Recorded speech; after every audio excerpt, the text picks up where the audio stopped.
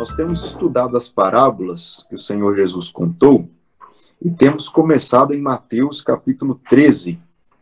Nesse capítulo faltam duas parábolas para nós estudarmos, que é a parábola do tesouro escondido e a parábola da pérola. Então nós vamos ler essas duas pequenas parábolas. No meu entendimento, são as parábolas mais difíceis aqui do capítulo, mais difíceis de interpretar. São os versículos 44, 45 e 46. Duas parábolas bem curtinhas. Então vamos ler Mateus 13, versículo 44. A palavra de Deus diz o seguinte: o reino dos céus é semelhante a um tesouro oculto no campo, o qual certo homem, tendo-o achado, escondeu, e transbordante de alegria, vende tudo que tem e compra aquele campo. A outra parábola, versículo 45, o reino dos céus é também semelhante a um que negocia e procura boas pérolas. E tendo achado uma pérola de grande valor, vende tudo que possui e a compra. Então estas são as duas parábolas.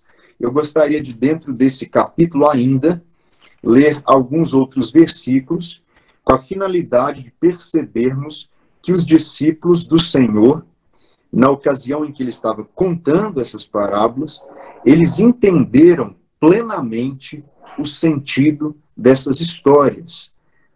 Versículo 10 e 11, vamos ler, diz o seguinte: então se aproximaram os discípulos e lhe perguntaram: por que lhes falas por parábolas?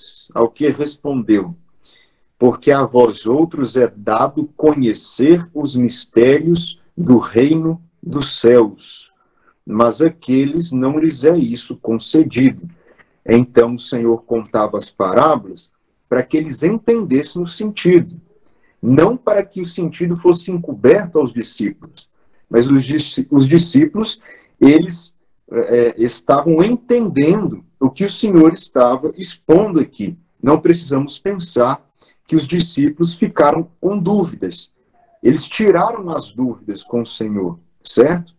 Nós vamos ver isso mais para frente com mais detalhes. Mas vamos ver também aqui o versículo 51, que diz a mesma coisa. Diz o seguinte: o Senhor pergunta para os discípulos: entendestes todas estas coisas? Responderam-lhe: sim. Então o Senhor finaliza o seu sermão, a sua sequência de parábolas nesse capítulo, e pergunta para os discípulos: vocês entenderam? E os discípulos respondem: sim. E de fato, eles entenderam o que o Senhor estava expondo aqui. O evangelista Marcos vai afirmar que o Senhor expunha as parábolas de maneira que a compreensão dos discípulos pudesse apropriar do sentido que ele estava falando. Então, o que o Senhor contou nesse capítulo estava à altura da compreensão dos discípulos. Esse fator, ele é importantíssimo para nós entendermos essas duas parábolas de hoje.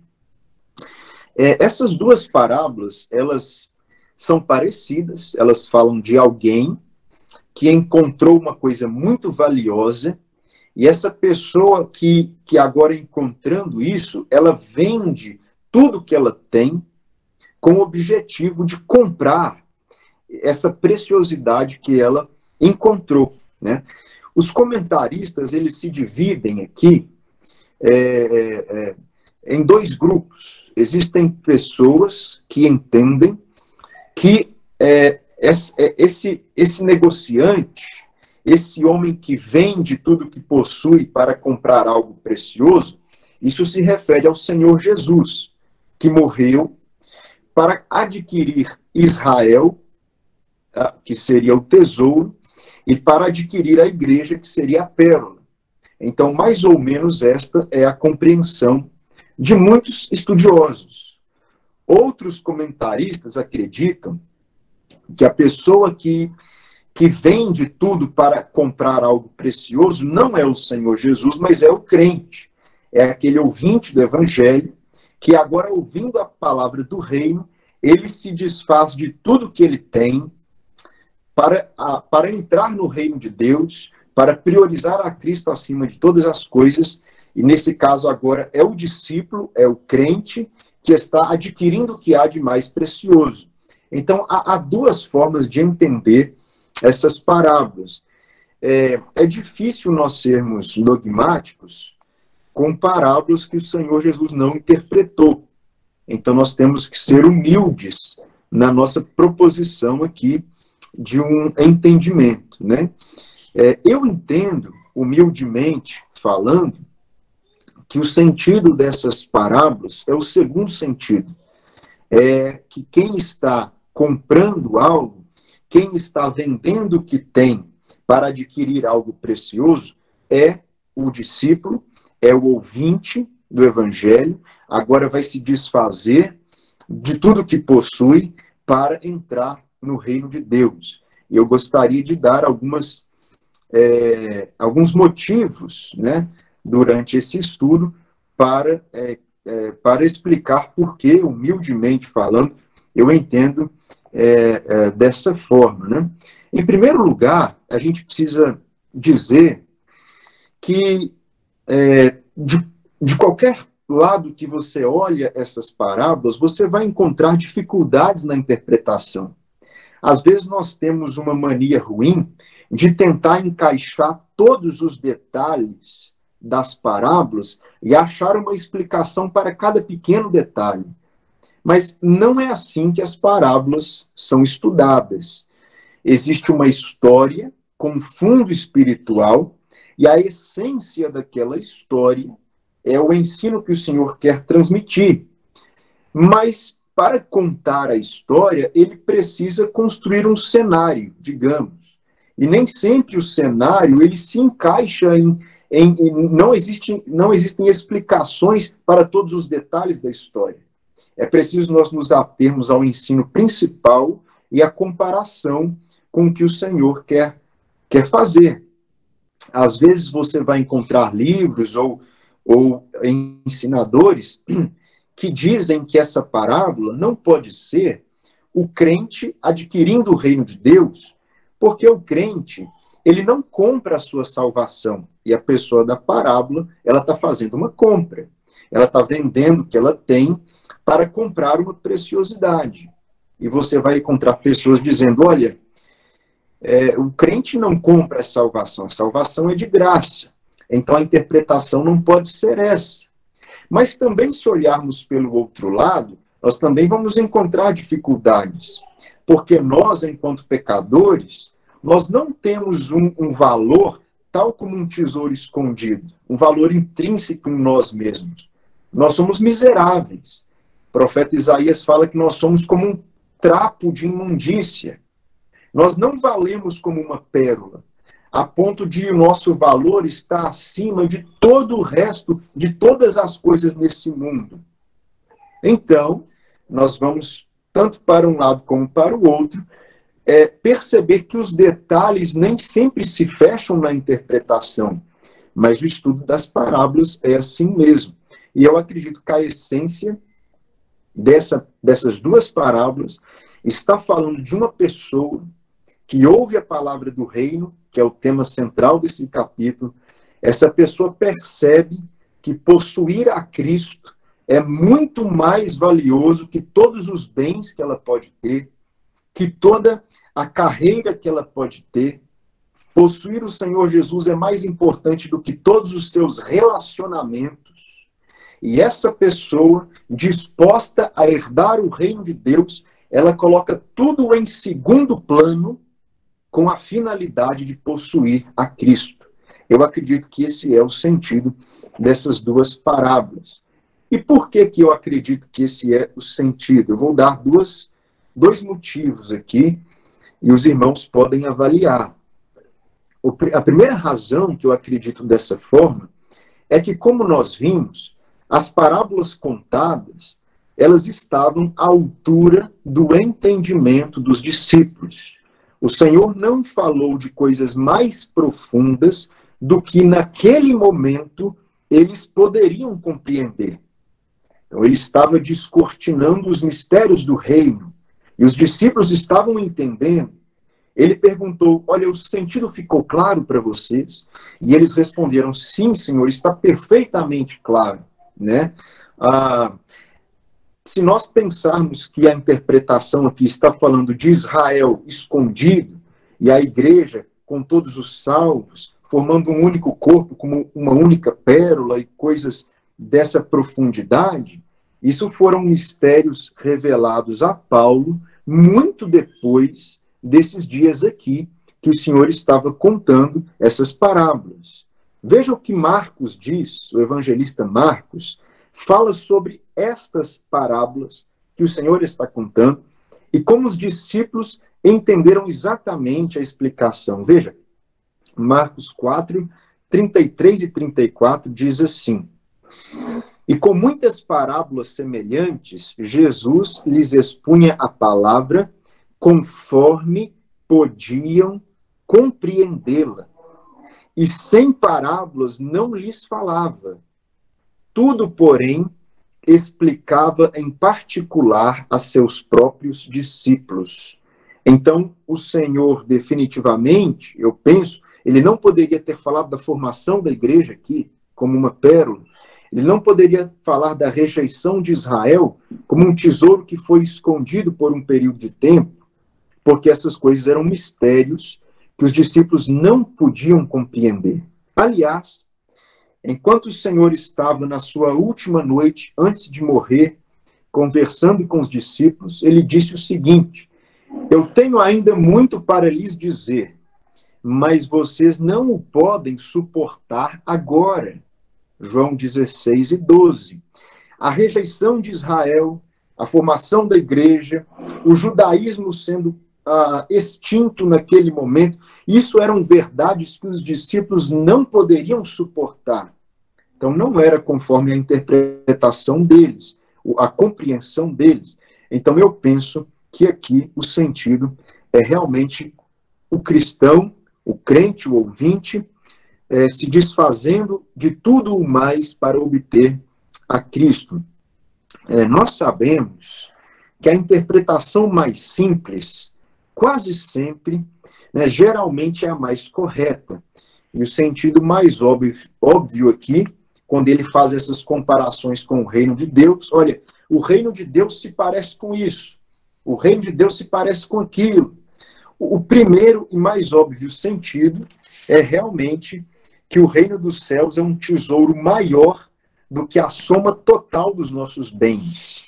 E por isso vale a pena desfazer de tudo para adquirir o reino, né?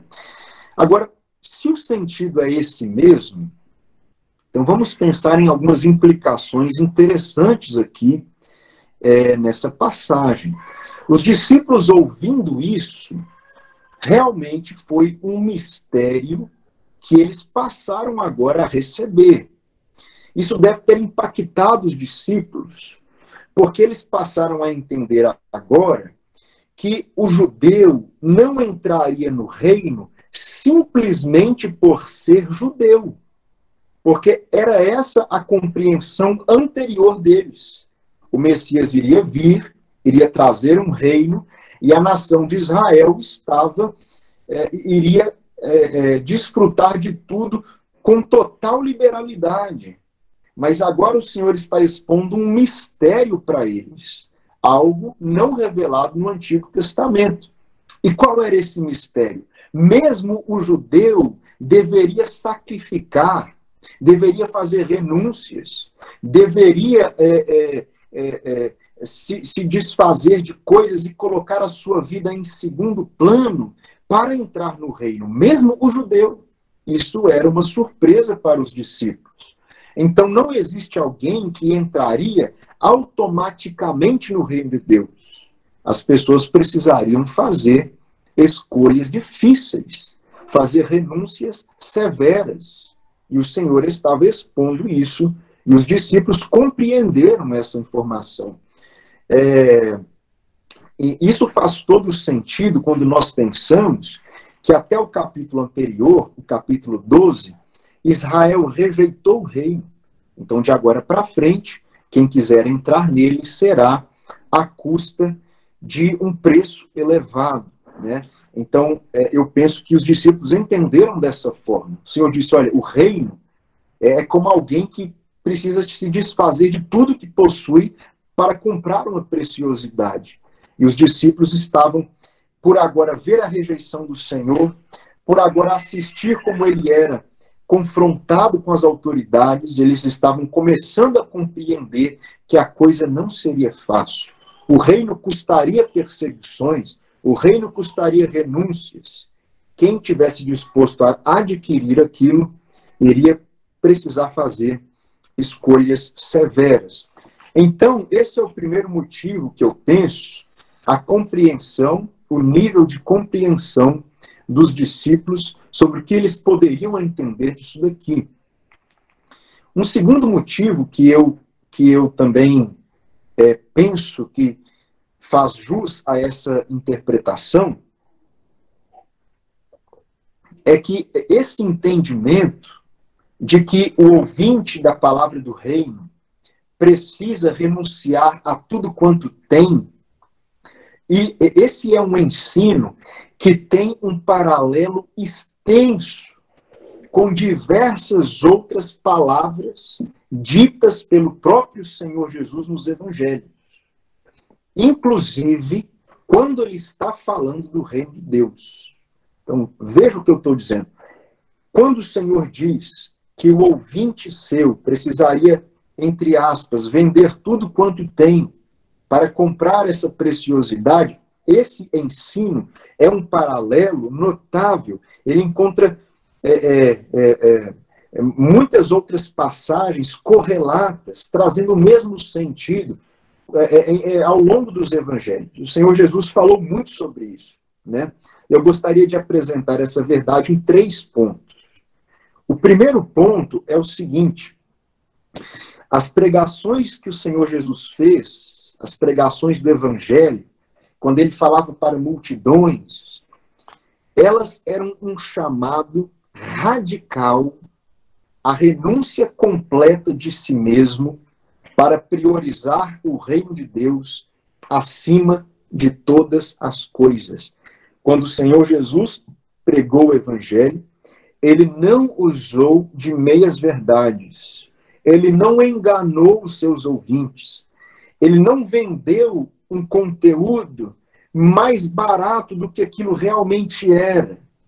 Ele fez questão de expor as dificuldades do reino, as dificuldades para entrar no reino. Ele avisou que era uma porta estreita. Então, enquanto ele pregava o evangelho, às vezes nós não pregamos o evangelho com essa sinceridade, mas o Senhor demonstrou claramente que entrar no reino seria conseguido, conquistado, mediante uma renúncia completa da vida própria.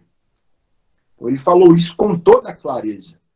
É como uma pessoa que, diante dessa proposta, ela vende tudo quanto tem. Ela se desfaz de tudo quanto possui. Veja aqui, se você voltar umas 2 páginas mais ou menos, no capítulo 10 de Mateus, você pode só acompanhar, só ouvir se quiser. Olha o que o Senhor está dizendo no versículo 37. Quem ama seu pai ou sua mãe mais do que a mim, não é digno de mim. Quem ama seu filho ou sua filha mais do que a mim, não é digno de mim. Veja, o reino ou a pessoa do Senhor deveria ser uma prioridade maior do que o pai, maior do que a mãe, maior do que o filho, maior do que a filha, e ele diz, e maior do que a si próprio. Quem não toma a sua cruz e vem após mim, não é digno de mim. A cruz é um símbolo de morte. Ele está dizendo assim, quem não morre para si mesmo, para os seus próprios desejos, para os seus próprios projetos, para seguir o meu discipulado, não é digno, não vai ser aceito no reino. Versículo 39 diz assim, quem acha a sua vida, perdê-la-á.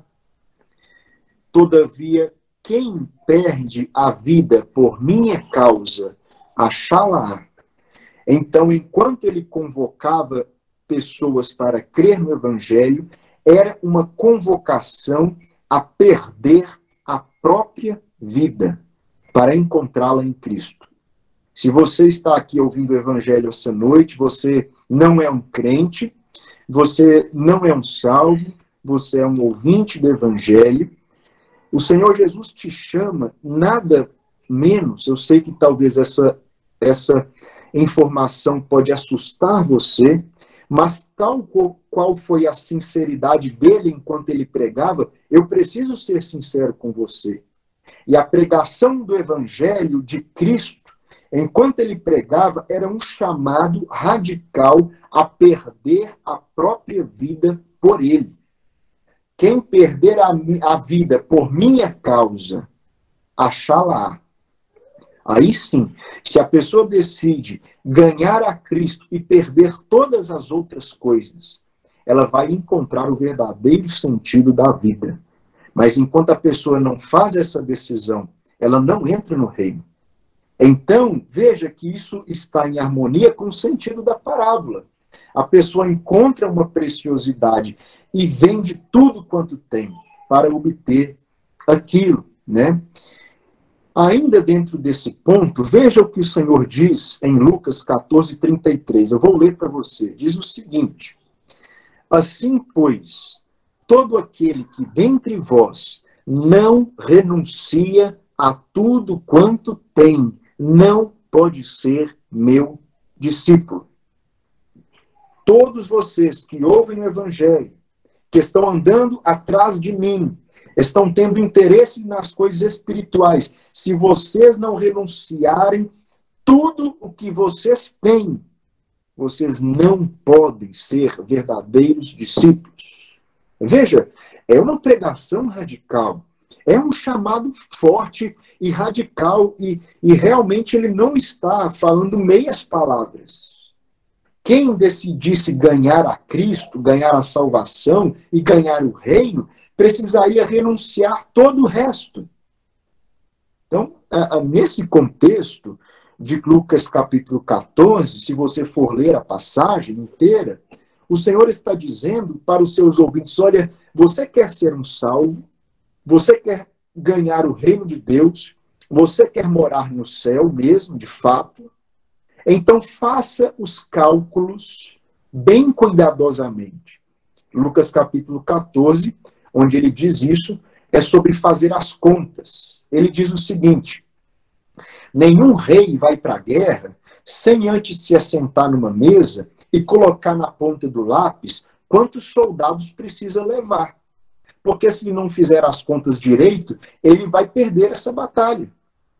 E ele diz assim também: ninguém, quando vai construir uma obra, ele não se assenta e faz as contas exatas de quanto vai gastar. Porque, caso contrário, ele vai começar a construção e não vai dar conta de terminar. Então ele diz: vocês também devem fazer as contas bem cuidadosamente, porque se não renunciarem tudo quanto têm, não podem ser meus discípulos. Veja, o Senhor está pregando o Evangelho, dizendo: olha, você tem que pensar que a sua vida vai mudar. Se você for um crente de fato, você vai ter que abandonar maus hábitos, você vai ter que abandonar o pecado, você vai ter que fazer renúncias muito sérias. Então, faça as contas cuidadosamente e veja se você realmente quer ser um discípulo meu. Então, nós devemos ser cuidadosos nesse ponto. Não é que a pessoa precisa abandonar tudo e num evangelho de obras, ela vai agora barganhar com Deus a sua salvação. Mas o que o Senhor está querendo dizer é que a pessoa, para crer e para ser um verdadeiro discípulo, ela tem que ter um interesse genuíno nas coisas espirituais. Ela não pode ser alguém de coração dividido, alguém que ainda ama o pecado, mas quer entrar no céu, alguém que ainda ama as paixões da carne, mas paralelamente com isso, quer entrar no reino. O Senhor está dizendo: olha, para entrar no reino, você precisa ter coragem de se arrepender dos pecados, ter coragem de renunciar a si próprio, a sua vida nesse mundo e perdê-la por minha causa. Então, o chamado do Senhor era um chamado para a morte própria. Em outro lugar, ele vai dizer que só o grão de trigo que morre é que pode ter a chance de ser uma planta maior. O grãozinho cai na terra, ele morre e depois é que ele gera fruto. Assim também, quem ouve a palavra e morre para si mesmo, esse é o que vai dar fruto. Então, o tempo inteiro, o Senhor convocou pessoas para crer, mediante um abandono completo de tudo que elas eram. Esse é o primeiro ponto que eu coloco.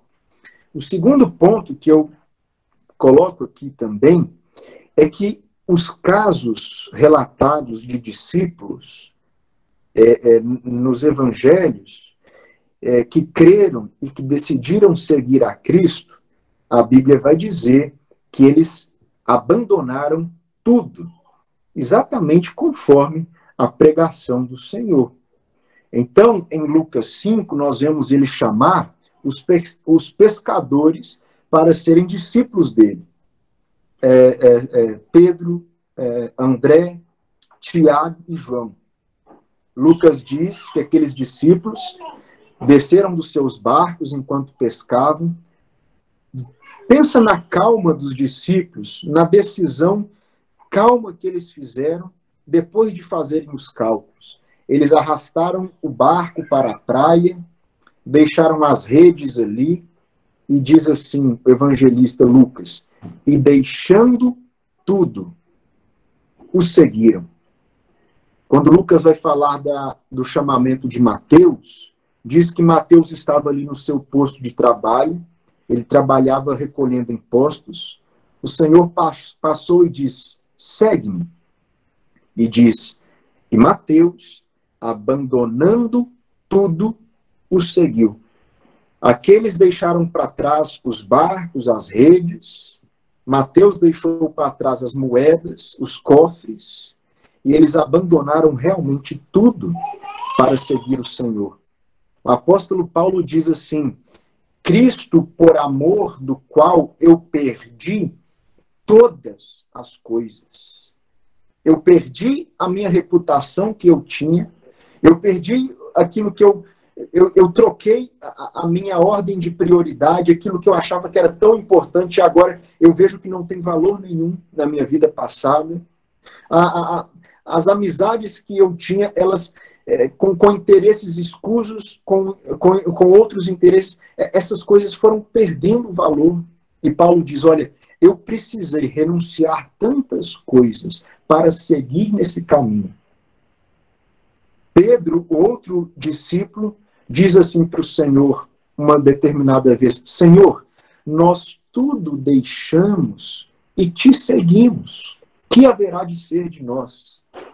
Então, veja que o Senhor, em primeiro lugar, pregou que quem quisesse ser um discípulo precisaria renunciar à sua vida própria, colocá-la em segundo plano.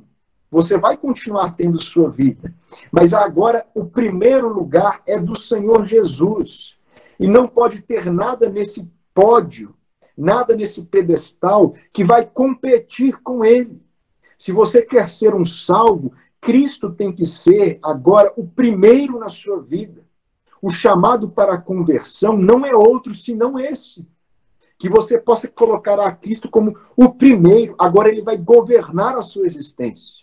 E tudo mais é um segundo plano. O chamado do Evangelho é que você possa ser um adorador de Cristo. É que você possa ser alguém que prioriza Cristo.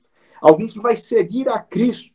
E agora os interesses dele serão maiores do que os seus. Você vai ser um servo dele. E um servo é alguém que o principal interesse é atender às vontades do seu Senhor. Isso é o Evangelho. Eu não quero esconder isso de você. Se você quer crer, é isso que você tem que entender. Então o Senhor pregou isso, em primeiro lugar. Em segundo lugar, a Bíblia fala de testemunhos de pessoas que creram nisso e praticaram dessa forma. E eu queria ressaltar em terceiro lugar uma coisa muito séria, que é que o Senhor Jesus Cristo, ele enxotou, ele desprezou, ele negou candidatos ao discipulado que pareciam entusiasmados, pareciam interessados, pareciam que eram fortes candidatos a discípulos fiéis. Mas o Senhor desprezou estes. Ele não quis saber de pessoas que eram candidatos quentes ao discipulado. Teve alguém que chegou para o Senhor e falou assim: Senhor, eu vou te seguir para onde quer que você for. Lucas 9:57. Se você for para lá, eu vou. Se você for para cá, eu vou te seguir. E o Senhor Jesus desmascara aquele homem, dizendo: olha, meu amigo, o Filho do Homem, ele não tem tantos lugares onde possa descansar e onde possa reclinar a sua cabeça. Ele quis dizer: olha, pensa bem no que você está falando. As suas palavras não estão condizentes com o que está lá dentro. Veja, o Senhor não tinha interesse em grande quantidade de discípulos. Ele não quis arrebanhar multidões, ele pregou um evangelho duro, para que só os verdadeiros interessados em perder tudo quanto tinham pudessem aceitar aquela palavra. Nós vemos o caso do jovem rico. O jovem chegou para o Senhor e disse assim: Senhor, eu quero muito herdar a salvação, o que é que eu preciso fazer? E o Senhor falou: olha, você precisa dar atenção aos mandamentos. E aquele jovem disse: mas eu já dou. E o Senhor diz: então, meu amigo, só te falta uma coisa. Gente, veja o paralelo com essas duas parábolas. O Senhor diz: então vai, vende tudo quanto você tem, então você vai poder vir e ser um meu discípulo. E aquele jovem saiu triste, porque ele não quis se desapegar de tudo quanto ele tinha.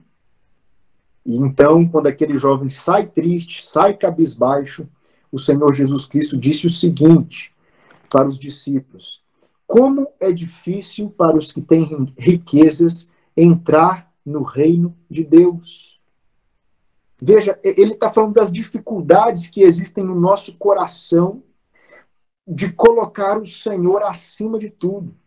Ele está falando: olha, quanto mais coisas uma pessoa tem na sua vida, mais difícil é para ela considerar a mim como verdadeiro em primeiro lugar. Os discípulos se assustam com essas palavras.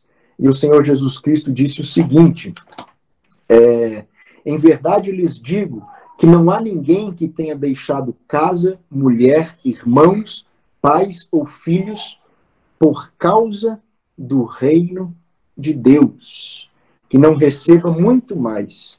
Veja, o tema é entrar no reino de Deus.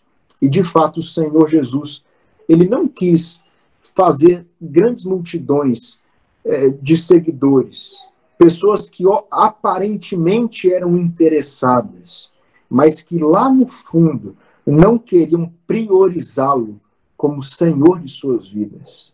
Então, quando essa parábola diz que o reino do céu se parece com isso, com uma pessoa que vende tudo quanto possui para herdar algo maior, algo mais valioso, eu penso que o sentido é esse, que encontra tantos e tantos e tantos e tantos paralelos nos evangelhos.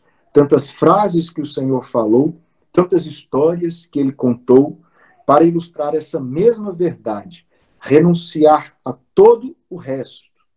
Tudo fica em segundo plano, agora para priorizar a pessoa de Cristo.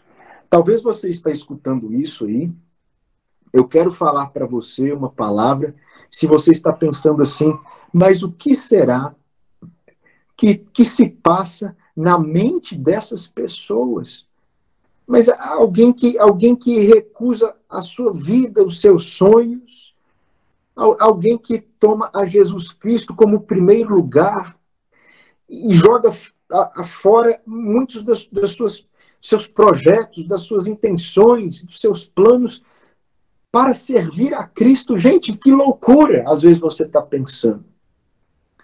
Mas eu queria dizer para você que quem encontra um tesouro como esse, que é o Senhor Jesus Cristo, de fato consegue perceber a preciosidade que é a pessoa de Cristo, consegue perceber o valor que é a pessoa de Cristo, que é a salvação, que é o reino. Se alguém consegue perceber isso, essa pessoa vai se livrar de tudo o que for preciso para, de fato, possuir a Cristo. E se você perguntar, valeu a pena? Se você falar para essa pessoa, olha, meu amigo, valeu a pena ser um servo de Cristo e abandonar, às vezes, a vontade própria para tantos assuntos, essa pessoa vai dizer, valeu a pena eu vender tudo que eu tinha, porque eu fui lá e adquiri um tesouro muito maior, muito mais valioso. Eu adquiri uma pérola que não se pode comparar o valor dela. Quando essa pessoa da parábola, ela vislumbra aquela pérola, ela se desfaz de todas as suas coleções. Diz que ele, tendo achado uma pérola, ele vende tudo que a possui. Veja que ele era alguém que colecionava pérolas. Ele tinha nos seus armários, nas suas gavetas, muitas outras pérolas. Mas agora ele se desfaz de tudo, porque ele quer só aquela. E se você pensar que isso é uma loucura, é porque você ainda não entendeu o valor, a preciosidade que é o reino e a pessoa de Cristo. Milhares e milhares e milhares de pessoas já abandonaram as suas próprias vidas para seguir os passos de Cristo. E nenhuma delas poderá dizer que não valeu a pena ou que elas fizeram a escolha errada. Porque, de fato, o maior valor, o maior tesouro que uma pessoa pode encontrar está aqui. Cristo. Pedro diz que ele é a nossa preciosidade, a nossa única preciosidade. E a mensagem do Evangelho, ela quer abrir os seus olhos para isso. Esse tesouro escondido, ali em Israel não tinha banco, né? Não tinha cofres públicos. Às vezes as pessoas tinham ouro, tinham prata, mas era uma terra muito acometida de guerras. E as pessoas ficavam com medo de a qualquer momento a terra ser invadida e os inimigos levarem tudo que elas tinham. Então, o que elas faziam? Elas iam no quintal, cavavam um buraco e deixavam ali o tesouro enterrado. Às vezes essas pessoas morriam, às vezes eram deportadas para outros lugares com os inimigos de guerra, e o tesouro ficava escondido. Tantas pessoas passavam por aquelas estradas, por aqueles campos, indo e vindo, literalmente pisando por sobre o tesouro, sem a menor percepção do que ali havia uma preciosidade.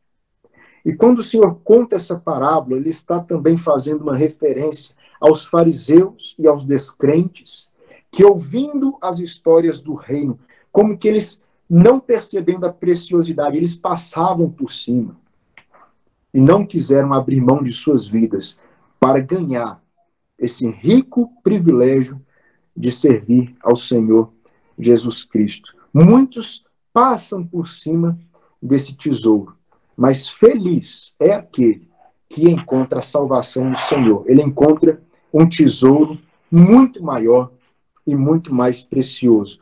Alguns têm que abandonar para servir ao Senhor oportunidades profissionais, porque não vão poder viver uma vida de mentira, não vão poder viver uma vida de desonestidade. Então, a pessoa assume, às vezes, perder nesse mundo para servir ao Senhor. Muitos sabem que, crendo em Cristo, serão perseguidos, zombados, virarão chacota na boca de pessoas que amam. Então, muitos fazem a escolha por Cristo em prejuízo de outros relacionamentos. Muitos escolhem Cristo em prejuízo da própria reputação, do apreço que possuem em diversos aspectos. Então, sempre servir a Cristo vai ser vender tudo o que tem, renunciar tudo quanto possui, para, em primeiro lugar, ter ao Senhor Jesus nas nossas vidas. Eu vou finalizar contando uma história real de uma pessoa. Existe uma irmã, né, próxima de nós, que ela fez uma viagem para outro local e ela conheceu a história de um muçulmano que creu no Senhor Jesus Cristo. Essa pessoa, esse muçulmano, morava, se não me engano, na Arábia Saudita, viajou a passeio para um outro país da América e, chegando aqui, ele ganhou uma Bíblia. Esse homem ganhou uma Bíblia e um muçulmano, no primeiro momento, ele repudiaria a ideia de ter uma Bíblia. Mas esse homem não jogou a Bíblia fora. Esse homem passou 2 anos, mais ou menos, lendo essa Bíblia. E veja, morando num país onde a fé em Cristo ela é perseguida, morando num país onde a crença no Senhor Jesus ela não pode acontecer, esse homem, pela simples leitura dessas páginas e do testemunho que esse livro faz de Cristo, esse homem veio a se converter. E ali, esse homem, sendo um muçulmano, ele fazia parte de uma família muito importante, que tinha influência, eu creio, na política e na religião do país, e ele era como um dos sucessores para chefiar tudo isso. Esse homem tinha uma esposa e 4 filhos. Esse homem, após crer no Senhor Jesus, para não ser apedrejado, ele teve que fugir às pressas do seu país. Quando as pessoas ali descobriram, esse homem perdeu a sua esposa porque ela procurou outro marido. Porque crer em Cristo é o pior crime que uma pessoa pode cometer num lugar desse. Esse homem nunca mais viu os seus 4 filhos. Nunca mais. Esse homem que era quase que um sheik, ele virou pobre. E ali, sentado na mesa, almoçando com a irmã que nós conhecemos, ela me contou pessoalmente essa história. Ela perguntou para ele, conversando com ele, perguntou, nossa, mas o que você sente em relação a tudo isso? E esse homem disse o seguinte, eu jamais vou me arrepender do que eu fiz, porque antes eu tinha esposa, eu tinha filhos, eu tenho uma profunda dor no coração de nunca mais ter visto os meus filhos, mas agora eu tenho uma coisa. Agora, as palavras que esse homem disse, agora eu tenho o Senhor. Agora eu tenho o Senhor. Esse homem só fez eco nas palavras que o próprio Senhor Jesus disse. Todo aquele que não renuncia a tudo quanto tem, por causa da fé, se a sua fé te exigir ir até as últimas circunstâncias, não pode ser meu discípulo. Se você está ouvindo o Evangelho essa noite, saiba que o Senhor, ele pede exclusividade para você. Pode parecer muito, mas o que você vai ganhar em troca é um tesouro e uma pérola que você não vai encontrar nesse mundo. Salvação, perdão dos pecados, poder para viver uma vida santa, justa, uma vida de paz com Deus. Olha, não é isso que você quer. Poder para vencer os seus pecados, poder para renunciar às coisas ruins e seguir uma vida de alegria íntima e serviço, consciência limpa perante Deus. Essa é a oferta de Cristo. Para nós que já somos crentes, eu gostaria de deixar uma reflexão. Irmãos, será que nós temos renunciado a tudo quanto temos de fato para servirmos fielmente ao nosso Senhor? Como nós seremos avaliados no tribunal diante de testemunhos como esse que eu acabei de contar? pessoas que, em face de perdas e de renúncias tão severas, priorizaram a Cristo. Como estamos nós na nossa vida? Que o Senhor possa nos abençoar, iluminar nossos olhos para percebermos esse tesouro e essa pérola de grande valor. Amém.